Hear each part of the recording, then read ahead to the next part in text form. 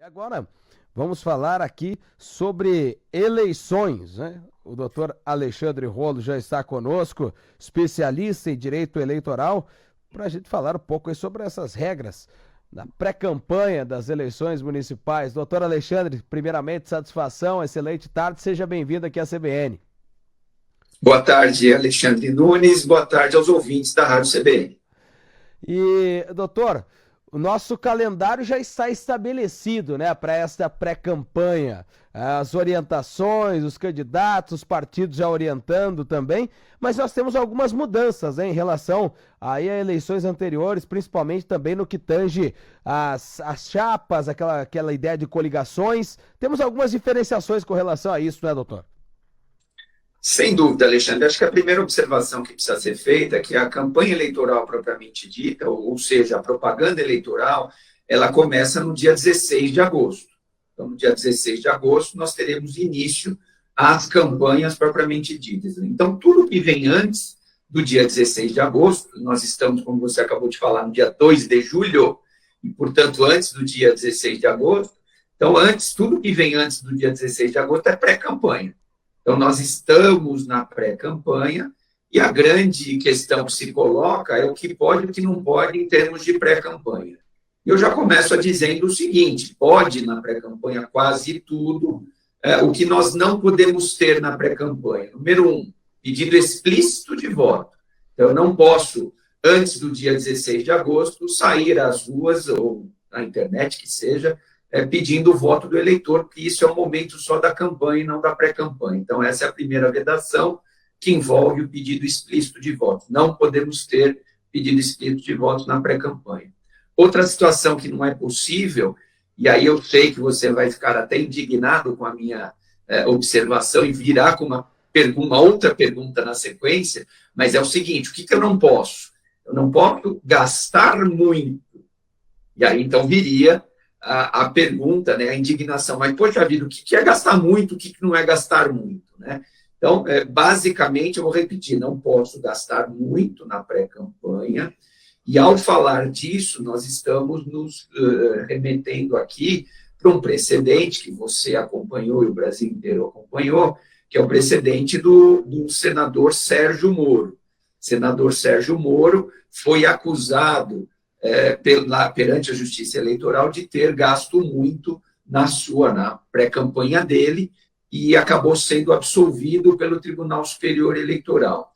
E o que o Tribunal Superior Eleitoral, no precedente Sérgio Moro, fez questão de fazer é de não fixar nenhum número mágico. Então, eles usaram, inclusive, essa expressão: não existem números mágicos. Mas, se pudessem existir números mágicos, no precedente Sérgio Moro, o que ficou decidido é que ele gastou 17% do limite de gasto para a campanha eleitoral.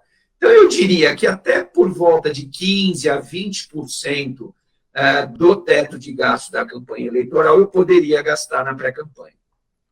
E, aliás, doutor, já corroborando com esse tema, né, nós tivemos aí essa questão do abuso do poder econômico, e se eu tenho aqui um candidato nas eleições municipais, que ele figura como um pré-candidato, de repente, a prefeito, e aí se faz um investimento nessa pré-campanha, ele acaba desistindo e sai candidato a vereador. Ele poderia incorrer nisso também, haja vista que o Sérgio Moro, ele seria candidato à presidência da República e aí acabou sendo candidato ao Senado, né? E por isso houve aí essa acusação do abuso de poder econômico. Isso poderia ser configurado também no caso de uma eleição municipal, doutor?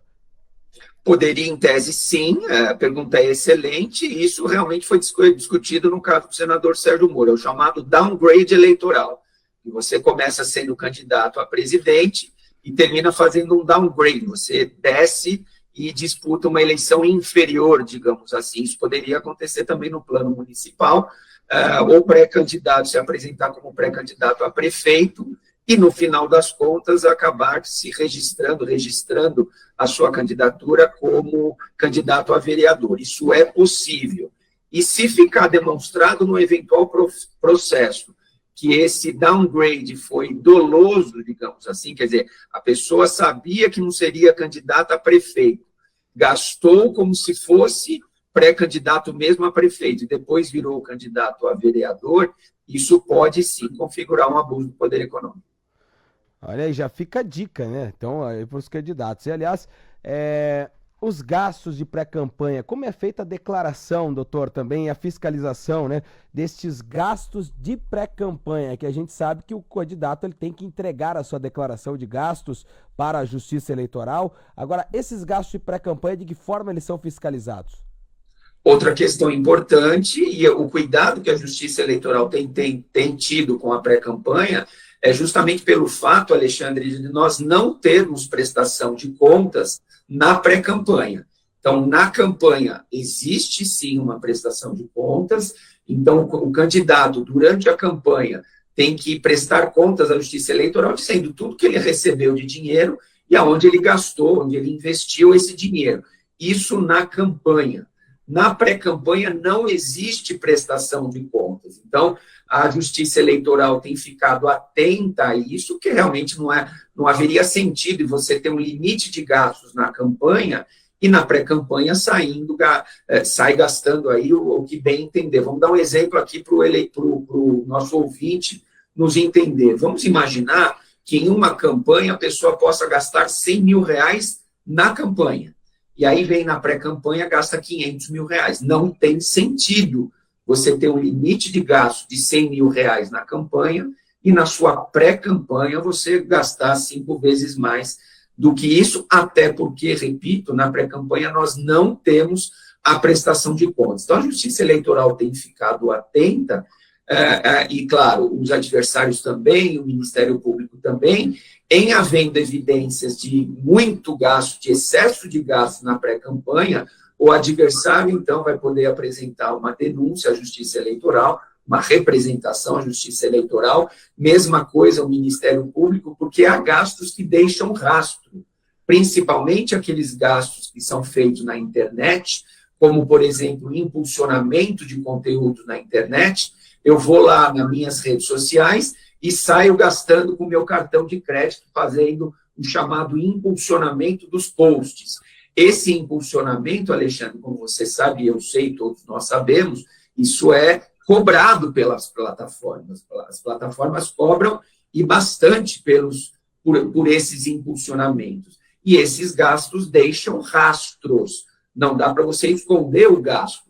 Então, se eu gastar R$500 mil com impulsionamento, o Ministério Público vai poder ir, através de uma representação, buscar esses gastos na plataforma. A plataforma vai ser obrigada a informar quais foram esses gastos e, com isso, você teria aí a prova de um abuso do poder econômico.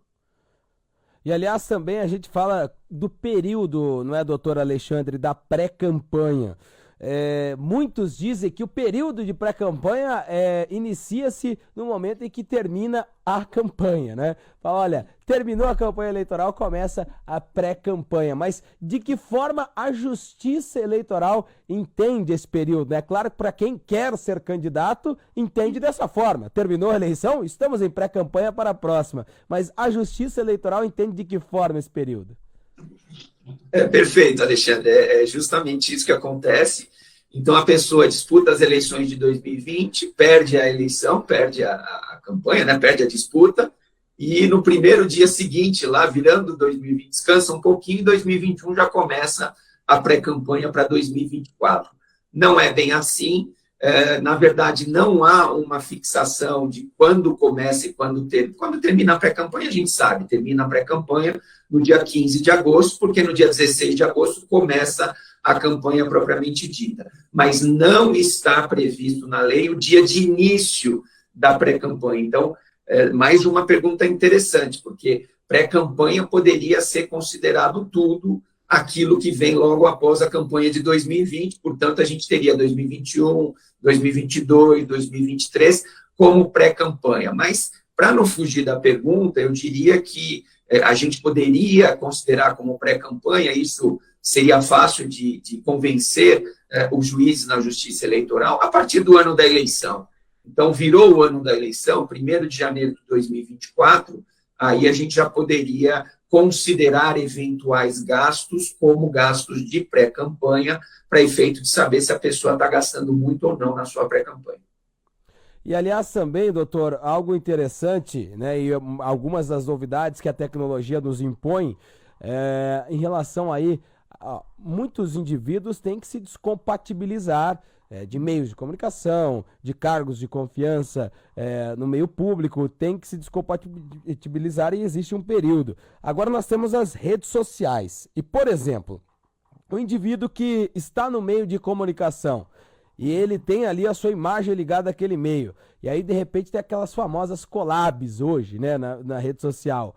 E aí, ele acaba fazendo uma publicação e com a collab com o meio de comunicação, ou de repente o indivíduo que estava em uma secretaria ou algo relacionado faz uma collab com a rede social daquela determinada secretaria, ele também está incorrendo aí nessa descompatibilização, ele não pode ter essas collabs. Como é que funciona também esse mecanismo?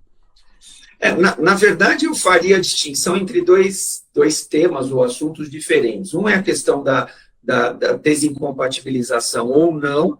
Então, há situações em que a pessoa realmente precisa se desincompatibilizar e ponto final. Então, se eu sou, por exemplo, secretário num município, secretário de saúde de um município, e quero ser candidato a prefeito, eu preciso me desincompatibilizar 4 meses antes. Se eu quero ser candidato a vereador, eu tenho que me desincompatibilizar 6 meses antes. Então, isso ou tem ou não tem. Ou você se afasta, e a desincompatibilização significa o afastamento. Então, afastou, houve desincompatibilização. Não afastou, não houve a desincompatibilização. Então, isso é uma questão mais objetiva. O que você está me perguntando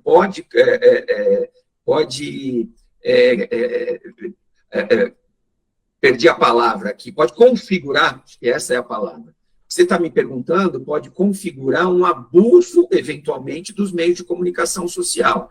Então, apesar de eu ter me desincompatibilizado de um determinado cargo, a depender de cada caso concreto, do que eu fizer, eventualmente uma conduta abusiva, vai poder se configurar, sim, um abuso dos meios de comunicação social, e quem praticou abuso vai responder por esse abuso, podendo, inclusive, ficar inelegível por 8 anos. Maravilha, doutor. E, aliás, a gente está falando aqui de questões também subjetivas, né, que não são casos em que estamos exemplificando, né, não são casos que realmente aconteceram, para que a gente possa dizer aqui, seria assim ou seria assado, porque realmente é só para exemplificar. Agora, nós temos aqueles clichês também, né, doutor? Que a gente sempre fala que alguns anos atrás nós tínhamos aí os showmícios, o carro de som, os brindes, e é claro que acho que a maioria das pessoas já entendeu, mas é sempre importante a gente frisar, né? O que é que pode, o que é que não pode também na campanha eleitoral. Não pode mais fazer aquela camiseta do candidato com o número, que também já foi muito usada no passado, aquele candidato que dava um jogo de camisa para determinada equipe com o nome do candidato e o número. Então, tem muitas coisas que há algum tempo já não pode, mas que ainda é importante a gente frisar, né, doutor? É verdade, Alexandre, não pode, muito daquilo que você falou não pode. Então, por exemplo, showmício não pode.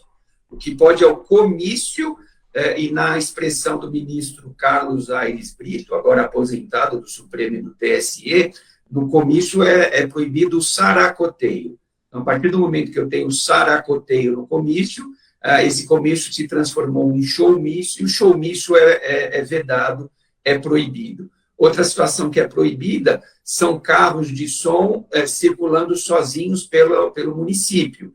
Então, carro de som com um jingle circulando sozinho pelo município não pode. O que pode, por que eu falei sozinho, né?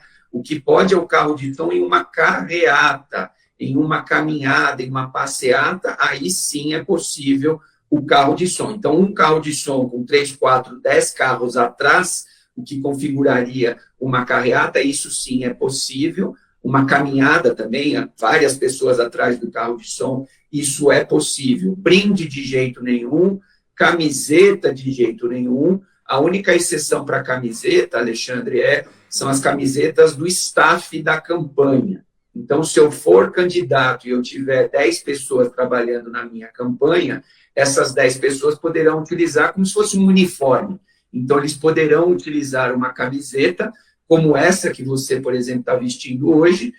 Claro, não vai estar escrito CBN, que é a sua camiseta, mas vai estar escrito o nome do candidato, e o número do candidato apenas para as pessoas que trabalharem na campanha daquele candidato. O candidato não pode sair distribuindo camiseta para a população e nenhum tipo de brinde. No passado, eu que sou mais velho, acompanhei isso, tinha, por exemplo, chaveiro, boné, marcador de truco, tabela da Copa do Mundo. Eu sou desta época, hoje em dia não existe mais. Mas tabela da Copa do Mundo, o candidato dava, lixa de unha, nada disso é possível, nenhum Até tipo prótese de brinde. dentária, né, doutor? Tudo, nenhum tipo de brinde ao eleitor é possibilitado, o que pode configurar, inclusive, compra de voto. E, aliás, as próteses dentárias, o curioso é que se precisam de um molde, né, para realizá-las, e se dava ali as próteses mesmo sem nenhum molde. Era uma coisa que acontecia, né, no passado.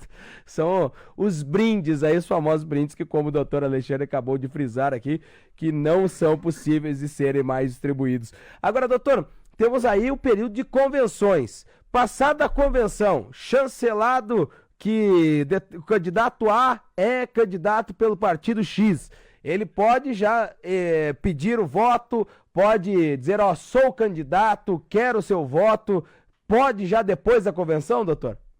Ainda não, Alexandre. Na verdade, as convenções elas são realizadas até o dia 5 de agosto, é o último dia para a realização das convenções partidárias. A partir daí tem que ser apresentado o pedido de registro de candidatura. A partir da formalização do pedido de registro de candidatura, a pessoa aí passa a ser considerada candidata. Mas o pedido explícito de voto em si e a propaganda eleitoral em si, apenas a partir do dia 16 de agosto. Então, ainda que a pessoa tenha sido escolhida em convenção e ainda que ela tenha protocolado seu pedido de registro, por exemplo, no dia 10 de agosto, ela não pode, no dia 10, no dia 11, no dia 12, até o dia 15 de agosto, sair às ruas pedindo o voto do eleitor. Isso só vai ser possível a partir do dia 16 de agosto.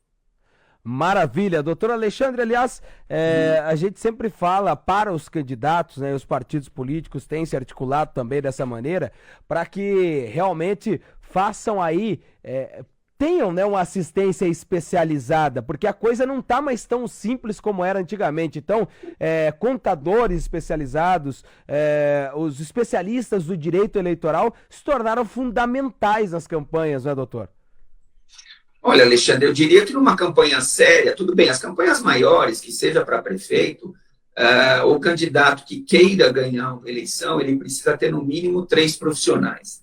Ele precisa ter o profissional da publicidade, o chamado marqueteiro, importante, fundamental, ele saber fazer bem a sua campanha, a sua propaganda eleitoral, e para isso precisa de um profissional ligado ao marketing. Então, precisa ter o marqueteiro, precisa ter o advogado, agora puxando a sardinha para o meu lado, né? Precisa ter uma assessoria jurídica, sob pena de sair fazendo besteira, e aí o barato sai caro, porque sai fazendo aquilo que não pode, e por conta disso pode ter o seu registro de candidatura cassado pela Justiça Eleitoral. Então tem que ter o advogado, e como você falou, é um terceiro profissional importante, é o contador, porque durante a campanha precisa ter prestação de contas, ela é praticamente diária, valores que a pessoa recebe durante a campanha, esse candidato precisa informar e tem um prazo de 3 dias para informar uma eventual doação que ela tenha recebido.